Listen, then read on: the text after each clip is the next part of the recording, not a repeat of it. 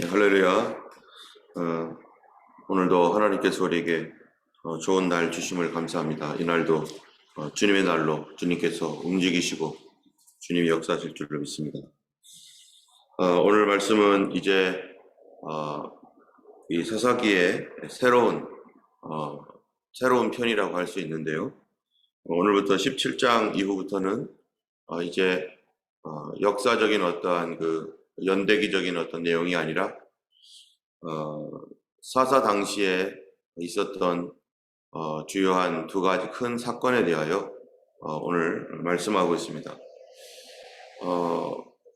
하나님의 백성이 하나님의 말씀을 모르고 또 신앙이 왜곡되어질 때 그들의 인생이 어떻게 되고 그 나라의 결과가 어떻게 되는지, 오히려 믿는 사람들이 안 믿는 사람들보다 더 못된 그러한 그 결과와 그런 삶을 살 수밖에 없는 그런 종교인이 되어버리고 형식주의자들이 되어지고 하나님 없는 종교를 갖게 되었을 때 무슨 일이 일어나는지, 그런 내용을 단자손의 단지파와 또 레위인의 사건, 그리고 이제 이후에 19장부터는 레위인의 첩 사건, 이런 거를 통해서 그 사회가 어떻게 무너지는지를 보여주는 것이 바로 오늘 사사기 17장부터 그 이후의 말씀입니다. 현재 오늘 17장, 18장은 이제 미가라는 사람의, 에브라임 지파에 속한 미가라는 사람의 개인 제사장을 세우는 말도 안 되는 그런 이러한 일들, 그것과 더불어 또 단지파가 바로 그 미가의 제사장을 자기 지파의 제사장으로 삼는 이런 분별 없는 그런 일들에 대해서 그 시대가 얼마나 어둡고 얼마나 무지한지, 그런 일들을 행하는 사람들이 정말 믿는 그 믿음을 가지고 한 것이 아니라 자기들의 탐욕에 의해서 모든 것들이 돌아가는 그런 사회에 대해서 말씀하고 있습니다. 특별히 단지파는 18장에 단지파 얘기가 나오는데요. 단지파는 이제 유다 족속 옆에 자기의 땅을 분배받았음에도 불구하고 그 땅에 있는 아모리 족속을 쫓아낸 것이 아니라 오히려 아모리 족속에게 쫓겨다니는 그런 신세가 되었고, 결국 그곳에서 자기의 자기의 터전을 얻지 못하고 북쪽으로 올라가서 자기들이 보기에 쉽고 편안한 곳, 그러한 곳들을 자기의 땅으로 점령해서 그곳 사람들을 쳐서 부수뜨리고, 그들이 그 단지파가 요단강 저 위쪽 끝쪽에 살게 되었던 그런 배경에 대해서 얘기하고 있는 것입니다. 먼저 17장을 보면은요, 에브라임 산지에 미가라고 하는 그런 사람이 있는데 2절에 보니까 그의 어머니에게 이르되 어머니께서 은 1,100을 잃어버리셨으므로 저주하시고 내 귀에도 말씀하셨더니 보소서 그 은이 내게 있나이다. 내가 그것을 가졌나이다 하니 그의 어머니가 이르되 내 아들이 여호와께 복받기를 원하노라 하니라 라는 말로부터 시작을 합니다. 에브라임 산지에 미가라고 하는 그런 사람의 어머니가 돈을 잃어버린 거죠. 은 1,100을 잃어버렸는데, 그것 때문에 이 은 1,100을 가져갔던 사람이 누구인지 모르니까 막 저주를 퍼붓고 그 사람 만나기만 해봐라 하고 온갖 세상에 있는 모든 저주들을 막 다 퍼부으면서 돈 잃어버린 거에 대해서 굉장히 큰 충격을 받고 화를 내고 있는 상황에 그 어머니의 아들이 사실은 이 돈을 가져간 겁니다. 그래서 이 아들이 어떻게 해서 어머니에게 돈을 돌려줬는지는 잘 모르겠어요. 어머니가 저주를 퍼붓는 것을 보고 야, 그 저주가 나에게 오면은 큰일 나겠다 해가지고 어머니에게 돈을 돈 여기 있습니다 하고서 순수하게 내놓은 것인지, 아니면은 점점 조사를 하면서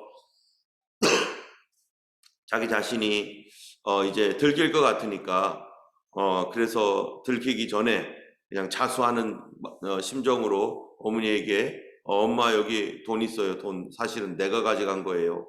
뭐 이랬는지 그거는 정확하게 잘 모르겠어요. 그런데 그 어머니가 막 저주하고 막 이러고 해서 막 그 돈을 내놓았더니 어머니가 하는 말이 갑자기 내 아들이 여호와께 복받기를 원하노라 막 싹 바뀌어 버렸어요. 그러면서 자기 이 3절에 보니까 미가가 은 1,100을 그의 어머니에게 도로 주매 그의 어머니가 이르되 내가 내 아들을 위하여 한 신상을 새기며 한 신상을 부어 만들기 위해 내 손에서 이 은을 여호와께 거룩히 드리노라. 그러므로 내가 이제 이 은을 내게 도로 주리라 하면서 자기 아들이 가져갔던 것들에 대해서 다시 자기 아들에게 주겠다라고 이렇게 말합니다. 그 당시에 그 이스라엘 그 중근동 당시에 어떤 사람이 이제 저주를 했을 경우에 그것을 저주를 취소하기 위해서 그 취소하는 것이 뭐냐면은 거꾸로 복을 빌어주는 거예요.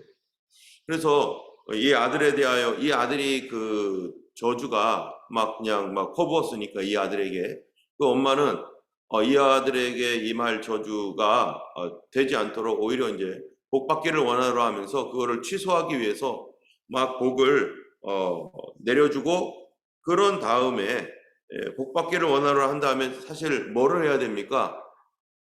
이 사람들이 바른 믿음의 사람, 건전한 신앙을 가지고 있는 그런 사람이라면은 여기에서 당연히 이제 하나님 앞에 제사를 드려야 되죠. 속건제라고 하는 아들이 어머니의 돈을 가져갔으니까 그런 속건제를 드려야 됨에도 불구하고 속건제를 드리는 것이 아니라 한 신상을 부어 만들고 그러놓고 여호와께 이 은을 여호와께 거룩히 드리노라 하면서 은을 주었다는 거예요. 지금 이 사람들이 어떤 사람인가라고 하는 것들을 우리가 이렇게 이제 이 본문을 통해서 알 수 있습니다. 이 사건의 발단이 뭐 때문에 일어나냐면 한 가정에서 한 집안에서 잃어버린 은 1,100개, 굉장히 큰 돈입니다. 은 1,100개를 잃어버리고 그 잃어버린 것에 대하여 온갖 분노와 막 이런 것들로 막 저주를 하고 나니까 이 자기 아들이 그렇게 됐다는 것이죠. 그러니까 자기 아들이 그렇게 가져갔던 것에 대하여서 원래는 이 문제를 하나님께 가지고 나가서 여러분 가정 안에서 자기 자녀들이 부모님의 돈을 가져갔어요. 도둑질입니까? 도둑질이 아닙니까? 이건 당연히 도둑질이죠. 예, 자기 부모님의 돈을 이 미가가 결혼을 한 사람인지 안 한 사람인지 정확하게는 알지 못하지만 어쨌든 자기의 돈이 아닌 어머니의 돈을 그렇게 가져갔던 것들에 대해서 이것은 분명히 도둑질입니다. 근데 잠언서에 보면요, 어떤 사람들은 자기 자녀들이 자기 부모님의 돈을 가져간 것에 대하여서 도둑질이 아니라고 한다 이렇게 얘기하는 말씀이 있어요. 그 얘기는 그만큼 윤리적이고 영적인 그런 무지와 어두움 속에 있다라고 하는 증거입니다. 여러분의 자녀들이 부모님 모르게 돈을 가져갔으면 그것이 당연히 도둑질이고 그것에 대하여 따끔하게 혼나야 되고 그런 짓을 다시 하지 못하도록 어떤 조치를 취하거나 그래서 거기에 대해 경고하고 당연히 그래야 되는 거 아닙니까? 그런데 이 어머니는 그런 경고나 그런 조치가 아니라 우리 아들이 복 받기를 원한다. 물론 취소하기 위해서 그렇겠죠. 그러나 거기에 대하여 그 다음 반응이 하나님 앞에 가서 이것이 우리가 잘못한 거니까 너가 잘못한 거니까 하나님 앞에 회개하라 라고 해가지고 속건제를 드리든지 하면서 당연히 그렇게 가는 것이 수순인데 이 어머니는 그렇게 하고서 다른 쪽으로 가는 거예요. 그래서 신상을 그 아들에게 도로 그거를 주면서 어머니가 내가 내 아들을 위하여 신상을 새기며 한 신상을 부어 만들기 위해서 그 손에서 이 은을 누구에게 거룩히 드려요? 3절에 여호와께 거룩히 드리노라. 아니 신상을 만드는데 하나님께 이걸 드려서 신상을 만들겠다 이런 얘기를 하는 겁니다. 여러분 이 사람이 지금 성경을 알고 있는 사람입니까? 하나님 말씀을 눈꽃만큼도 알고 있지 않는 사람이에요. 그만큼 이 시대가 지금 하나님의 말씀에 대하여 완전히 무지한 시대가 되었습니다. 하나님께서 모세를 통해서 주었던 이 십계명의 말씀 그것만 10가지 말씀만 알고 있어도 이렇게 하지 않을 겁니다. 그들의 조상이 이 금신상을 만들어 가지고 금우상을 만들어서 거기다가 아피스에게 절하고 했던 것으로 인해서 수천 명이 그렇게 죽임을 당하고 어려운 일에 처했던 그 역사적 사건만 알고 있어도 이런 일들은 하지 않을 겁니다. 아무리 모세로부터 몇백 년이 지난 그런 시대이지만, 그러나 그들에게 이제 레위인들이 있고 제사장들이 있고 하나님의 말씀이 그들을 통해서 각 지파말로 증거되어지고 이렇게 되고 있는 상황에, 그리고 또 여호수아가 죽으면서 이제 유언하기를 나와 내 집은 여호와만 섬기겠노라 하면서 너희들을 신상을 다 버리고 하나님만 섬기라고 그렇게 그 메시지도 주었는데도 불구하고 곧바로 이스라엘 자손들이 하나님을 알지 못하고 그 역사적 배경도 다 까맣게 잊어버리고 심지어 십계명조차 알지 못하는 것처럼 행동을 하는 거예요. 그러다 보니까 신앙이 어떻게 되는 겁니까? 이게 무슨 신앙인지를 모르겠어요. 완전히 짬뽕 신앙입니다. 그래서 이스라엘 백성들이 드라빔도 만들고 신상을 만들어서 우상이라고 하는 신상을 조그맣게 만들어가지고 그걸 가지고 다니면서 그거를 자기의 수호신으로 삼고 또 이것을 가지고 하나님께 드린 거라고 착각하면서 이게 하나님이라고 하면서 가지고 다니는 그런 이상한 형태의 신앙이 되는 거죠. 우리가 처음에 우리나라도 예수님을 처음 믿을 때 이 아무것도 모르는 사람들이 예수님을 믿으면 어떤 식으로 믿게 됩니까? 그 당시에 무속신앙. 그래서 성황당에 가가지고 이렇게 막 빌고 또 뭐 여러 그 뭡니까 나무에다가 뭐 주렁주렁 무슨 뭐 리본 같은 거 달아놓고 그 다음에 백일 기도한다고 정한소 떠다 놓고 뭐 이랬던 신앙. 아무데나 가다가 아주 큰 바위나 또 고목나무 뭐 이런 거 있으면은 거기에 그곳이 신성한 곳이다 생각해가지고요. 뭐 자기보다 좀 크고 뭐 대단한 것처럼 보이는 거 있으면 거기다 대고 이렇게 막 절하고 이랬던 것이 우리들의 그 무속 신앙이었었습니다. 또 거기에다가 뭐까지 섞여 있냐면은 불교가 섞여 있었어요. 그래가지고 이 불교적인 어떠한 그 신앙이 또 무속 신앙과 결합돼 가지고 우리나라에 들어온 불교가 이제 우리나라에 있는 그 무속 신앙과 토테미즘이라든지 샤머니즘 이런 것과 다 섞여 가지고 막 이 짬뽕된 상태에서 우리나라가 이렇게 계속 이어져 나왔단 말이죠. 그러다가 조선 시대 때 이제 이 공자맹자하는 이러한 그 학문이 유교가 들어오면서 이 불교는 저 산속으로 쫓겨나가고 그래도 사람들은 그 불교와 무속신앙이 여전히 지배하고 있는 이 계속해서 이것이 우리 민족 가운데 흐르고 있었을 때 기독교가 들어옵니다. 기독교가 들어왔을 때 우리의 신앙이 어떻게 되는 거예요? 이 성령으로 거듭나지 아니하고 변화되지 않고 만약에 말씀 공부가 제대로 돼 있지 않으면은 우리가 가지고 있는 기본적인 이 신앙적인 어떤 품성이 종교심이 바로 이 기복적인 신앙이에요. 그래서 어디 가서 막 빌고 어디 뭐 좋다 하면은 뭐 거기가 그런 거 가지고 와가지고 집에다 걸어놓고 뭐 이러한 그 무속과 불교와 섞여 있는 그러한 신앙으로 만약에 교회에 들어오면은 어떡합니까? 예전에도 몇 번 얘기했지만 어떤 사람은 와가지고 교회 와가지고 십자가 앞에서 이러질 않나 또 예수님의 어떤 예수님의 그런 그 그림이나 이런 거 앞에서 거기다가 절을 하거나 그거를 신성시해 가지고 거기다 그거를 올려다 보면서 막 이렇게 하고 뭐 이런 일들이 옛날에 굉장히 많았죠. 그리고 교회가 복 받는 곳이다라고 생각해 가지고 교회 가면 복 받아 해서 이런 생각들이 이제 우리나라의 어떠한 그 믿는 사람들의 기초적인 어떠한 그것을 형성하면서 신앙심을 형성하면서 이렇게 오다 보니까 뭐가 생깁니까? 기복신앙이 되는 거죠. 기복신앙. 그래서 예수 믿는 이유가 뭔가? 여러분이 성경에서 도대체 예수님은 무엇 때문에 믿습니까? 우리는 왜 믿음을 갖습니까? 예수 믿는 이유가 오직 세상적인 복을 얻기 위한 것이 그 목적이 되는 거예요.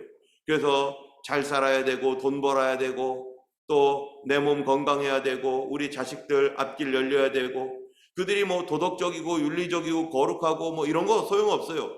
그냥 잘 먹고 잘 살고 행복하고 내 한 몸 그냥 즐거우면 된다라고 하는 그러한 그 생각이 사람들 마음속에 꽉 차니까 기도를 해도 무슨 기도만 하는 거예요?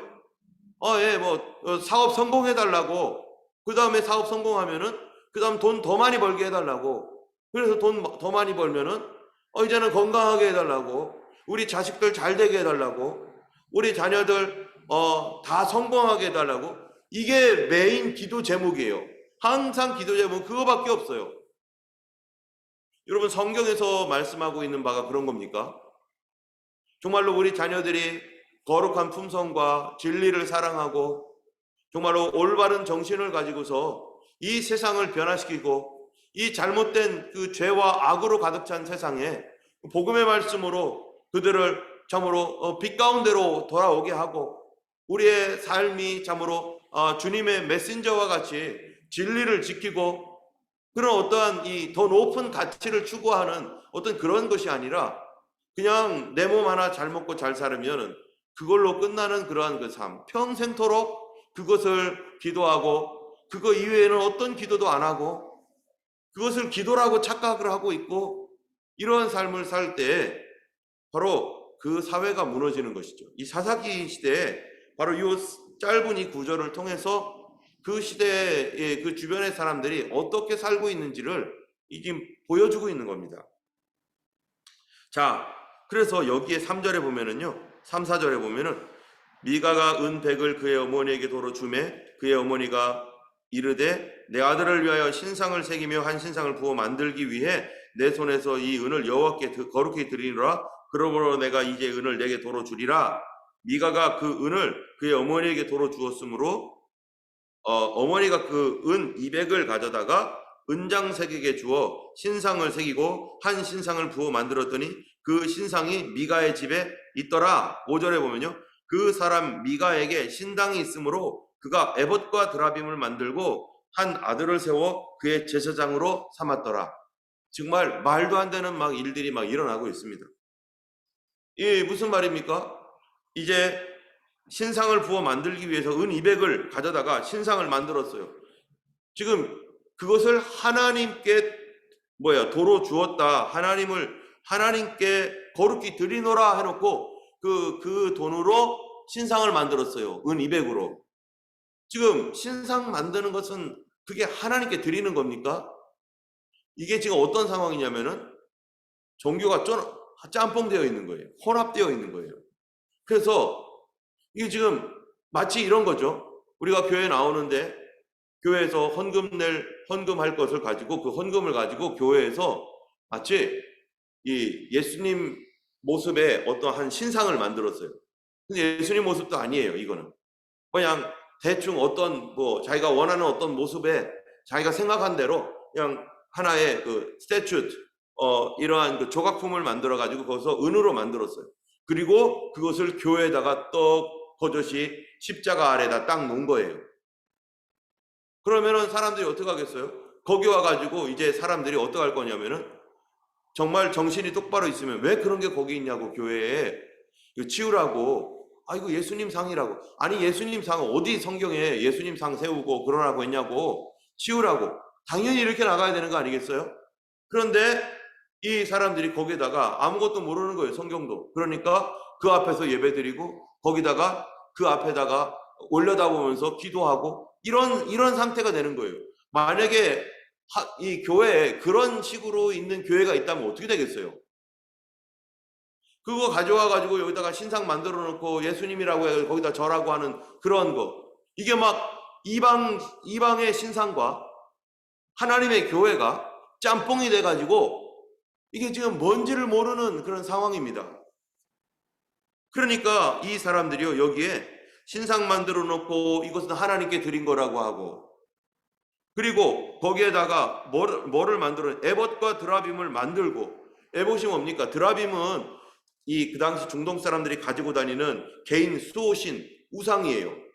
그래가지고 이거를 몸에 가지고 다니고 낙타 타고 어디 멀리 갈 때 그거 가지고 다니면 부적처럼, 그러면 이게 나를 지켜주겠지 라고 하는 이러한 이 중동에 널리 퍼져 있는 우상이에요. 우상. 이거를 갖다 만들고 거기에다가 에봇을 만들었어요. 여러분, 에봇은 뭐 하는 겁니까? 에봇은요. 에봇은 제사장이 입는 옷입니다. 제사장이 판결 흉패라고 해가지고 이 흉패를 이렇게 다는 그런 옷이에요. 흉패가 달려있는 옷이에요. 그 옷에는 뭐가 있느냐면은 이 우림과 둠밈이라고 하는 이 돌이 있습니다. 그래서 이 돌을 가지고 하나님께서 제사장들에게 국가의 중대사가 있거나 하나님 앞에 정말 물어봐야 될 어떤 중요한 일들이 있을 때마다 이 제사장을 통해서 기도하고 그곳에서 하나님께 묻는, 하나님 전쟁을 해야 되겠습니까? 말아야겠습니까? 정말로 우리가 이성적으로 판단하기 참으로 곤란하고 어려워서 이게 지금 무슨 상황인지 모르고 좀 위기의 어떤 순간에 하나님 앞에 이 묻는 어떠한 그러한 그 제도를 줬는데 그걸 하나님이 허락한 거였었어요. 그랬는데 이거를 줬는데 이제 이 사람이 이거는 누구만 갖고 있는 거예요? 대제사장만 가지고 있는 겁니다. 대제사장.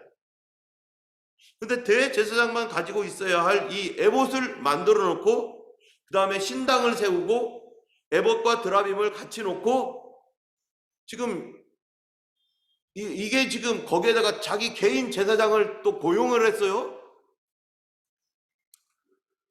이러한 상태에서 사람들이 이거를 만들고 거기에다가 이제 그것을 하나님 섬기는 것이라고 착각을 하고 그러면서 이 뭡니까? 짬뽕 혼합주의적 신앙을 거기다가 딱 부어 놨습니다. 그래서 드라빔을 만들어 놓고 하나님께 묻는 에봇을 만들어 놓고 자기들이 수시로 거기다가 제비 뽑아 가지고요 하나님 뜻을 묻는다고 해가지고 거기에 하나님의 뜻을 말하겠습니까? 하나님께서 그런 곳에 하나님께 역사하겠습니까? 절대 할 수가 없죠. 왜요? 이곳은 지금 이미 제사장이 있는 이 신당이 되었는데 에봇이 있는 곳이 되었어요. 여러분, 성경에서 하나님의 이 성전은 어디에만 있습니까? 중앙서원이라고 해서 딱 한 군데가 있습니다. 그것은 길갈에 있었고 그 다음에 또 이제 사사시대를 지나서 이 사무엘 시대로 이게 들어가면서 뭐 여기저기 옮겨 다니고 그러다가 최종적으로 예루살렘에 딱 이제 안착을 하죠.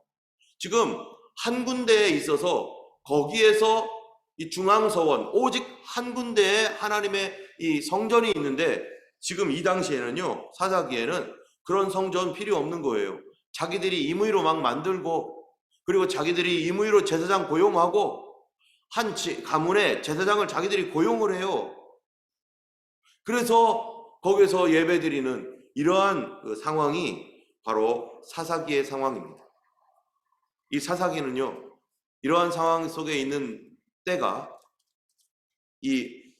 그러한 사회의 결과가 뭔가 그것이 18장, 19장, 20장, 21장까지 그러한 사회의 결과가 뭔가 나오는 거예요. 그러다 보니까 이 사회가 영적으로 도덕적으로 다 타락하고 하나님 중심의 신앙 다 떠나가리고 그 다음에 레위인들 제사장이라는 사람들은 돈에 의해서 이리저리 움직여 다니고 그래서 지금 여러분 여기 보세요. 이 제사장을 한 사람을 고용하잖아요. 그래가지고 하는 말이 뭐라고 지금 말하냐면 18장 4절에 보면요 이렇게 말해요. 18장 4절 내가 그들에게 이르되 미가가 이러이러하게 나를 대접하고 나를 고용하여 나를 자기의 제사장으로 삼았느니라 하니라. 지금 사사기에서 얘기하고 있는 것은 이 주의 종들과 백성들이 어떤 상태로 살아가고 있는지 얼마나 무지하고 어리석은지를 알려주는 거예요. 여러분 이 한 나라가 타락하려면 두 가지가 타락하면 됩니다. 첫 번째는요 주의 종들이 타락하면 돼요. 두 번째는요 타락한 주의 종들을 그 백성들이 돈 가지고 이리저리 조정하면 돼요. 이거 하면은 사회가 망합니다. 이스라엘이 이렇게 해서 망했어요. 사사기가 바로 그 한 예를 보여주는 겁니다. 이 제사장이라는 사람이요 미가에게 가가지고 미가가 우리 집으로 오면은 내가 너 먹고 살게 해줄게. 우리 집 제사장 되라. 그러니까요 이 사람이 제사장이 되고서 하는 말이 미가가 나를 고용했다는 거예요. 여러분 제사장이 고용받는 사람입니까? 주의 종이 고용을 받아서 일하는 사람입니까? 교회에 고용된 겁니까? 이력서 내가지고 교회에 와가지고 날 좀 고용해 주세요 해가지고 사람들에게 면접 보고서 고용받는 것이 이게 성경적인 그런 형태입니까? 이건 말 자체가 되지도 않고 그렇게 정신이 흐려가지고요.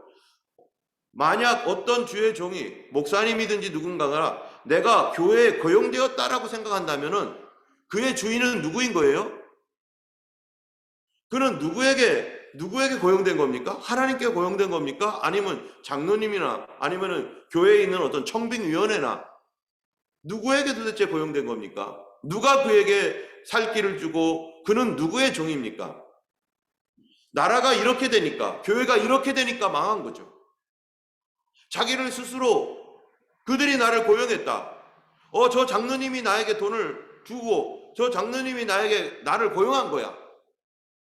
저분이 교회에서 헌금을 많이 하는 분이고 교회를 살리는 분이야. 그러니까 그분이 나를 고용한 거야. 이런 식의 사고방식, 교회가 나를 고용했다라고 생각한다면 그거는 제사장으로서 자격도 없는 사람입니다.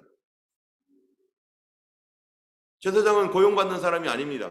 제사장은요, 하나님께서 파송한 사람이에요. 그에게 먹을 것을 주는 것은 하나님이시고 그에게 무엇을 하라고 파송한 겁니까?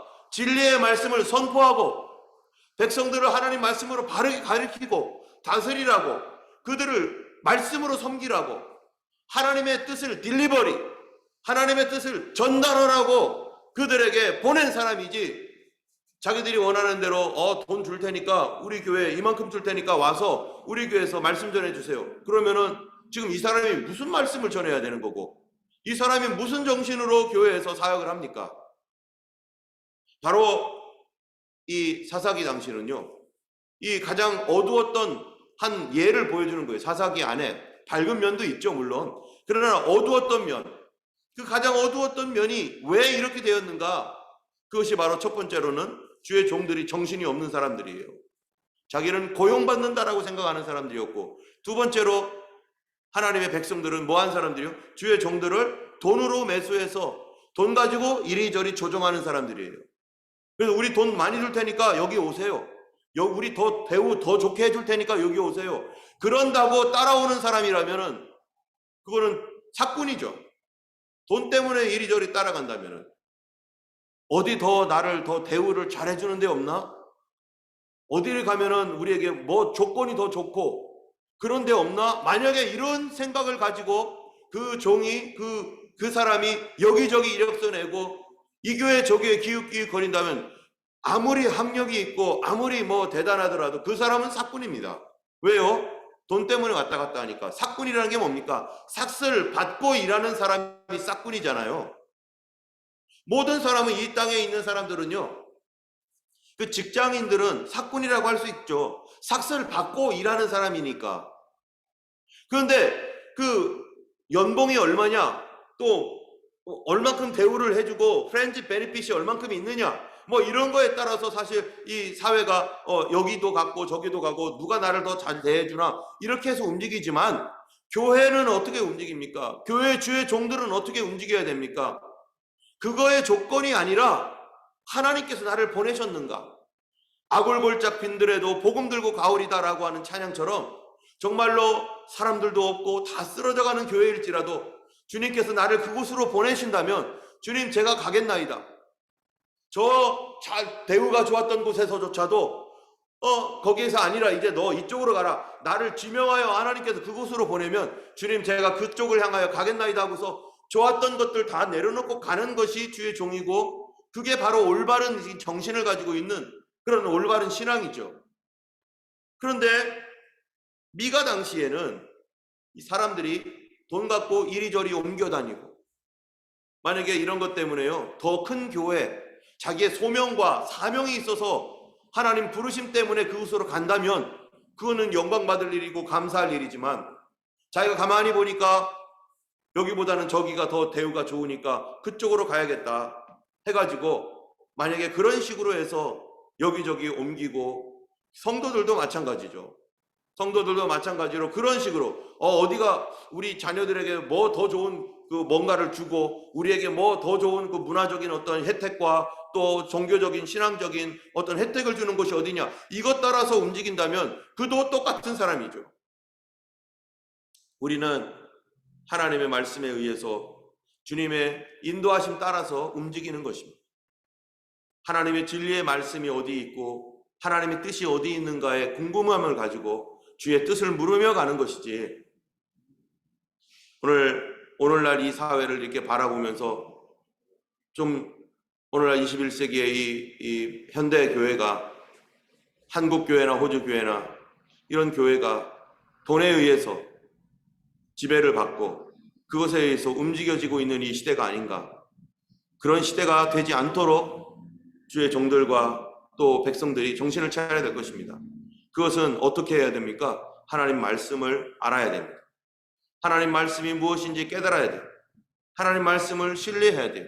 그런 것 없으면 종교는 클럽이 되는 것이고 우리의 신앙생활은 종교생활이 되는 것이고 우리가 성령에 의해 움직이는 것이 아니라 종교의 영에 의해서 움직이는 그런 가증한 삶이 되는 것입니다.